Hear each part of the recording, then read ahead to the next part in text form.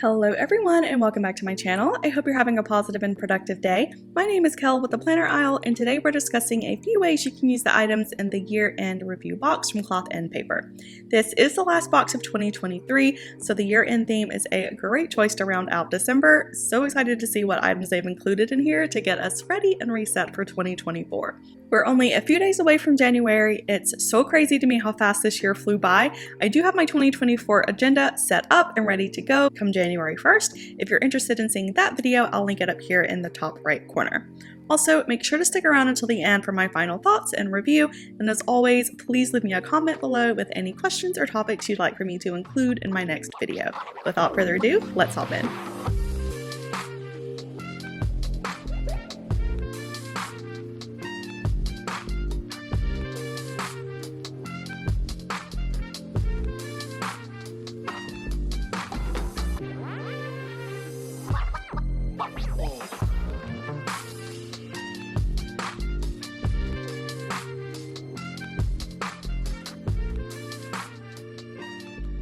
So opening up our information packet, we have the member access card and the what's inside card that details everything that's in the box. You have your pop-up calendar for February. Last year they did alternate colors, but the February calendar is the same beige color as January, so they may be using one color for every month this year. And then the last thing in here is the word of the year journaling card. This is a thick semi-transparent vellum card with black text. On the front it says editor's note with a line in the middle to write your word of the year or maybe a small phrase or something. And then below that you have Cloth and Paper's slogan, luxury and simplicity. And below that it says word of the year, Cloth and Paper, where they're headquartered in Richmond, Virginia, and then 2024. This is a different style from the cards they usually send. I love that the text is horizontal. It lets you use it in your slip pockets or other vertical style layouts. The vellum is also a nice change from the typical paper or cardstock journaling cards. You can layer it over prints or backgrounds to add a little more design if you choose to.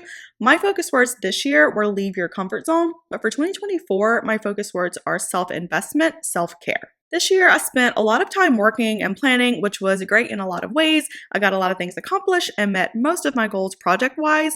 Unfortunately, one area that did take a dip was self-care. So next year, I plan to invest in myself and prioritize those personal things that just put you in a positive headspace and make you feel better about yourself.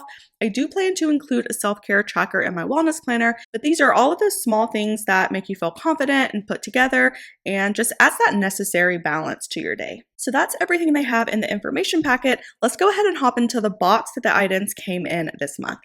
This is the Archive Box 2.0. If you were a subscriber last year, you may remember the first Archive Box. Last year's came in a white cloth or fabric texture with black text. This year they changed the look up a lot. So the 2.0 box is this really pretty reflective silver. This wraps around the entire box and it matches the silver theme that Cloth and Paper has been rolling out this year. You can see they got rid of the large black text and kept this box really minimal, really simple. The only text on here is on the sides. So on this side, you have Cloth and Paper's slogan, and then on the spine, it says Cloth and Paper 2023-2024, and then Archive. I do like that the text is small and minimal here. It's also slightly embossed, so it shouldn't rub off or anything. I'm not a huge fan of the year being on here. It limits the functionality, especially if you use this to store your planners from 2022 or earlier. It would have been nice to see them put 2.0 here or leave it blank, but again, the text is really tiny, so it's not super noticeable. You can also cover the year with washi or just flip it around on your shelf to hide the year as well. It does have a magnetic opening, which holds all of your contents in really nicely, which is great if you store this vertically. You get a lot of space inside, so you can easily fit inserts or a small A5 planner in here. There's so many things that you can use this for. The most common way is to store your old inserts or notes for the year. I personally use Cloth and Paper shipping boxes to hold prior year inserts. I like that the boxes, they all look the same and I can just throw them at the top of my storage closet without worrying about damaging the boxes or anything. These are also great for storing dashboards or journaling cards.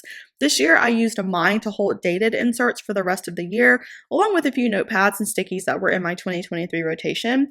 Right now I just have a few dust bags in here, but this one is just way too pretty to sit in my closet or cabinet, so I plan to use this to store nails and maybe a few more beauty items. If you have shelves or a separate counter in your bathroom, this would be a great solution for storing sheet masks or other skincare items that you reach for periodically, just to make sure that you don't keep it by your sink or anywhere that's exposed to water so it doesn't get damaged.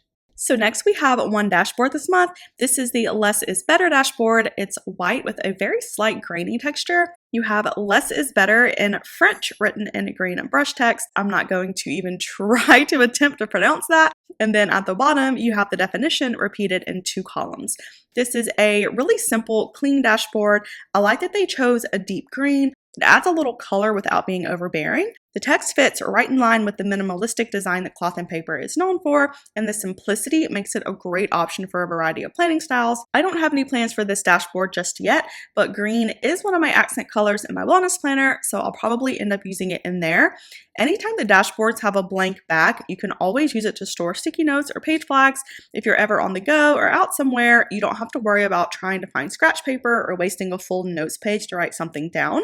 Another use for this dashboard, or dashboards in general, is as background decor or large journaling cards. You can cut it down to whatever size that you want and pin it to your memo boards or put it in the front of your binders or notebooks. You can also put it in gift bags and write a nice note on the back, or if you're not a huge fan of the design, you can cut a portion off and then use it as a bookmark or page marker. Next, we have this pocket folder. Cloth and Paper has sent a few of these in previous sub boxes and orders. This one is a really pretty green. It says that it's forest green, but it's more of a deep algae color, almost like a dark pine or a sea green. I have these in both of my planners to store stickers and post-its, labels, stamps. I keep a few page flags in them too. The size makes it a really great fit in most larger size planners or smaller planners depending on your pocket configuration. If you don't want to use it in your planner, you can use it for just about anything small and flat that you need to store away. So this could be receipts, memo notes, or small thank you cards. You can put a couple of recipe or index cards in here as well. This one says moments in white, so this could be a nice little place to store a couple of small family photos or pet or friend pics. Just make sure that you aren't stuffing this too full. It's very nicely made, but it is still paper, so if you pull too hard to try and fit a lot of stuff in here, it may tear. So the next item are these arrow page flags. These are the same ones that came in last month's box. The only difference are the colors. So this month we have Ristretto, Verona, and Olive. These are transparent, so they're super thin and hold up a lot better than paper flags. They don't tend to bend as easy, and they're really easy to reposition. The downside to transparent flags is that you do have to use a marker or oil-based pen to write on them. So if you use these on the go and you do want to write on them, you'll need to carry an extra pen around, but you can use these for so many things. I use these as bookmarks and page markers all the time. They're really helpful in editing or marking my place on a page. I also use these to mark subsections. That's what I plan to do with my miscellaneous section for next year. Instead of purchasing more dividers, I'm using these flags to separate my general notes from my project notes, and then I'll use a different color to separate my plant log, music list, and anything else that I want to include in my miscellaneous section. Cloth and Paper is sending a lot of earthy tones lately. I'm a huge fan of neutrals, and even though we have gotten a lot of page flags lately, when it comes to these and stickies and other everyday supplies, you can never really have enough. Next, we have a roll of silver washi tape. Cloth and Paper did send some paper tape a while back. A lot of people use these interchangeably, and they are the same in a lot of ways. The main difference is that washi tape tends to be a lot more durable and flexible, while paper tape is more of a broader term for a variety of tapes of all types and textures. So this washi is really nice and thick. It's completely opaque, so this would be great to cover text or mistakes on your page. You also get a pretty good amount of tape on this roll, so it should last you a while. It's really pretty. It's in that same silver reflective color as the archive box. I have a ton of washi tape that I've collected over the years. I used to use it a lot more back when I was bullet journaling, but now I mainly only use it to mark time off in my scheduling section or to section off headers and my work notebooks and my miscellaneous sections. Outside of planning, I do use it to label bottles or containers, especially when I'm traveling. Another super common use for washi is scrapbooking.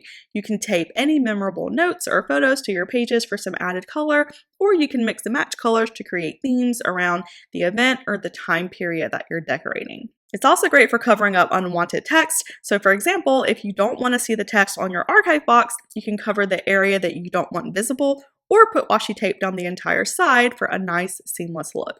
I do this quite frequently in my planners and notebooks. Sometimes I'll use whiteout or a sticky note to cover any errors, but if I make a mistake in a large area or a page that stays visible, I'll always cover it with washi. That way my agenda can continue to look nice and neat. I'm not a huge fan of thicker washi. I showed these in my 2024 planner setup video, but I mainly use thin washi in this agenda. It doesn't take up as much space, and it allows me to mark off vacation days or breaks while still being able to use the boxes to list other events as well. You can use this washi for just about anything, but for me, I plan to use it for gift wrapping. It's such a pretty color, especially for holiday gifting or anything winter themed. You can line your holiday cards with it or use it to label presents under your tree.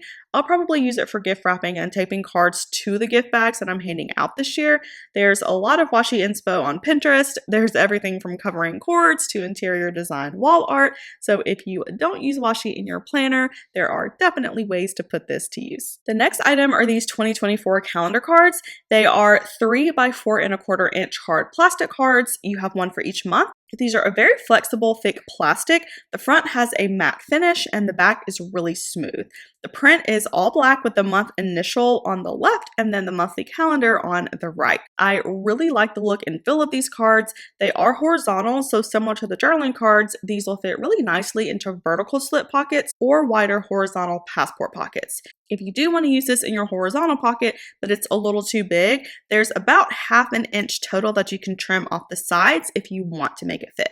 This being a calendar, you can use this in so many places. It fits really nicely in the acrylic block that came in a sub box a few months ago. You can also stick it to your memo boards or dry erase board. One thing that I would have liked to see is some text on the narrow side here. That way you do have the option to use it vertically if you choose to do so. Because it's a full set, I think this will make a perfect gift for the planner lover in your life. That's what I plan to do. One of my interns from a previous job was accepted into a very competitive arts program, so I'll include these and some other planner essentials as she preps for an exciting new journey. These are matte, so you can write on them with a marker or a pen. If you do, just be very careful with what you choose to wipe it off with. The print here is raised ink, so it can wear off if you wipe too hard or use abrasive cleaner. My suggestion would be to use another method of labeling dates, so this could be transparent dot stickers or transparent washi. You can mark any important dates or events or deadlines, and then you can just remove the sticker when you're finished or reposition it if a date changes. Again, these are very flexible. They have a very clean look. Definitely excited that they added these to the box this month. The last item in this box is the photo book or photo album. This is the same color and style of the archive box, so a nice reflective silver. You have 20 pages here, so 40 slots total. This is a photo album, so you can of course use it to hold pictures. If you don't print pics, you can use this to house stickers or journaling cards or shop coupons. If you plan to use this as decor on your desk and you use functional stickers, this would be a perfect place to put those. For those sheets that are too big, you can cut them in half so they fit, or combine similar styles in one pocket. That way, all of your stickers are easily accessible throughout your day. Similar concept with journaling cards. This would be a great place to keep those cards that you want to have in your rotation. That way you don't have to dig through a box or a bag or something to change up your decor. You can easily just open this and then pick whatever card that you want to use. I'm honestly not sure exactly what I'm going to use this for. This is designed to pair together with the archive box, but since I'm using my box for nails, I may end up using it as a photo album for Luna. I have so many pics of her from back when I rescued her at 3 weeks old to now at almost 5 years, so I may make this out to be a little album documenting her journey. I'll probably use the first page as like a profile with a page for her age, weight, vaccinations, and all that, and then load it up with fun photos and comments. Once I figure it out though, I'll be sure to share the finished product on Instagram. And that wraps up the December year-end box from Cloth and Paper. Overall, I think this was a pretty solid box that fit the chic but minimal theme. I liked it when they did use colors. It was deep and earthy tones as opposed to bright colors that can sometimes be distracting to a lot of planning styles. I love that they included more page flags and another storage box for planner supplies. My favorite item this month are the calendar cards. Even though I am gifting these, it's such a versatile accessory that can be used in just about any planning routine. On the opposite side, my least favorite item this month is the washi tape. Although it's a great tool to have for those who do use washi, I personally already own way too much as it is, and I just don't use the thick styles anymore in my daily planning. But the great thing about washi is that it can be used for a ton of different projects and things outside of planning, which does increase its functionality. All in all, I'm rating the December box a 6.5 out of 10. While there were a lot of pretty elements in here, they included a lot fewer functional items than in previous boxes. I was hoping to see an insert or two, but this box seems to be geared towards the aesthetic office space. If you're a fan of silver accessories and the pretty reflective look in your space, then this is definitely a box I would recommend. But if you're looking for more functional items that you can use to enhance your day-to-day planning routine, then I would recommend that you check out some of their other boxes or other products on the cloth and paper side. And that is it, you guys. I hope that you enjoyed this video. If you do want to see more planning and organizational content, please hit the like button and subscribe. You would help my channel out a lot. Also, don't forget to follow me on Instagram for more planner tips and inspo. Sending positive vibes your way. Until next time, have a wonderful rest of your day.